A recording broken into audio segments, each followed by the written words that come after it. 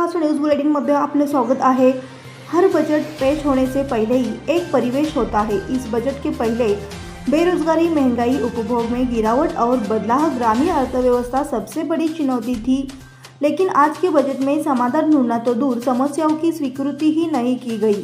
वित्त मंत्री निर्मला सीतारमण और मोदी सरकार ने एक बार फिर सच देखकर आंख पर पट्टी बांधने का काम किया है।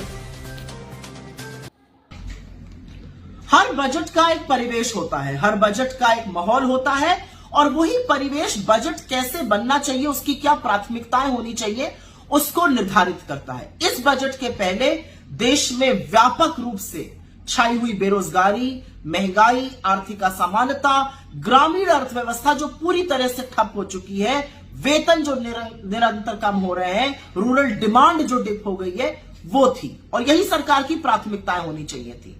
लेकिन जबानी जमा खर्च तो विकसित भारत पे बहुत किया गया। असलियत सरकार के खुद के आंकड़े, बजट के खुद के आंकड़े बयां कर रहे हैं। विकसित भारत करेंगे, कैसे होगा भारत विकसित? कृषि पर, शिक्षा पर, स्वास्थ्य पर, सामाजिक कल्याण पर जो इस साल का बजट था उससे भी कम खर्च करने का काम इस सरकार ने किया है।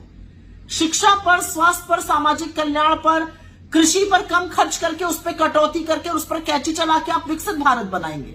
चलिए अगले वर्ष की बात करते हैं। इस वर्ष सरकार ने रक्षा पर, फूड सब्सिडी पर, फर्टिलाइजर सब्सिडी पर, खाद और खाद्य सुरक्षा के लिए जो पैसा खर्च किया, अगले साल उसमें कटौती कर दी गई। ये विकसित भारत बनने की बातें हो रही हैं। अब आगे की बात करते हैं। सरकार ने बहुत बड़ी बड़ी डींगे हाँकी, लेकिन जो रूरल अर्थव्यवस्था है, जो ग्रामीण अर्थव्यवस्था है, वो पूरी तरह से चरमरा चुकी है।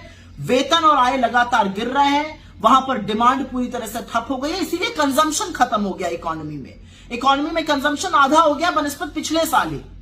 लेकिन उसके बारे में कोई चिंता नहीं। लेकिन सरकार के आंकड़े दिखाते हैं कि दिक्कत और समस्या कितनी भयावह है। सरकार ने इस साल मनरेगा का बजट 60,000 करोड़ रुपए रखा था, खर्चा करना पड़ा 86,000 करोड़।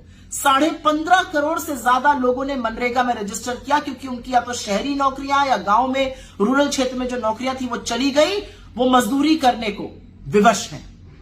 86,000 करोड़ रुपए, 26,000 करोड़ रुपए ज्यादा खर्चा करने पड़े। सरकार का अपना आंकड़ा दिक्कत बयां कर रहा है, लेकिन सरकार दिक्कत मानने को तैयार नहीं है। अब बात कर लेते हैं कुछ बड़ी बातों की।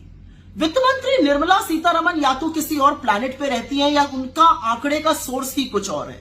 उन्होंने बिना पलक झपकाए कह दिया कि औसतन आय जो है वो 50% बढ़ गई है। कौन सा आंकड़ा ये दिखाता है? क्या गरीबी, क्या भुखमरी, क्या बेरोजगारी, क्या आर्थिक असमानता के आंकड़े ये दिखाते हैं? असलियत तो यह है कि सरकार के खुद के पीएलएफएस ने अपने सर्वे में कहा है कि मासिक आय लगातार 25% घटी है। तो या तो वो सर्वे और वो डेटा झूठा है, या आज भ्रमित करने का काम वित्त मंत्री ने किया है। बड़े बड़े जबानी जमा खर्च के बीच एक और बात हुई, ग्रोथ पर खूब सीना ठोका गया। 6.4% ग्रोथ आपको विरासत में मिली थी 2014 में। 10 साल बाद एवरेज ग्रोथ रेट 6% से कम है और पिछले 4 साल की देख लीजिए तो 4% से भी कम है। इसके मायने समझते हैं ना आप लोग? ग्रोथ कम होने का मतलब है व्यवसाय कम होगा, ग्रोथ कम होने का मतलब है नौकरियां कम बनेंगी, ज्यादा बेरोजगारी, ज्यादा भुखमरी, ज्यादा महंगाई, ज्यादा आर्थिक असमानता, ज्यादा गुर्बत, ज्यादा गरीबी। लेकिन सरकार को इससे क्या फर्क पड़ता है? वो जो बोल देंगे चरण चुंबक मंडली उसको चला देगी। फिस्कल डेफिसिट पे खूब पीठ ठोकी निर्मला सीतारमण जी ने अपनी। 4.8% पे मिला था आपकी सरकार को 2014 में, 5.8% पे है, पूरा 1% ज्यादा। 10 साल में एक बार भी आप फिस्कल डेफिसिट का टारगेट नहीं मीट कर पाई हैं। अंत में एक ही बात कहूंगी, चेस की ग्रैंड मास्टर आपको याद आए निर्मला जी?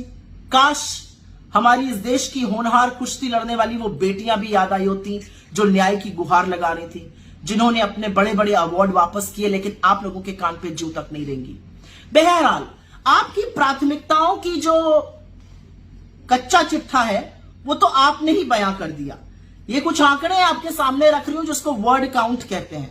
निर्मला जी ने 42 बार प्रधानमंत्री का नाम लिया, 42 बार टैक्स का नाम लिया, लक्षद्वीप का भी नाम ले लिया, वंदे भारत का भी नाम ले लिया। एक बार भी जॉब्स और एम्प्लॉयमेंट शब्द का प्रयोग नहीं किया गया। क्यों? क्या ये प्राथमिकताएं नहीं है? असलियत तो यह है कि यह देश आपके जुमलों से और आपकी प्राथमिकताओं से जो गलत है उससे उब चुका है।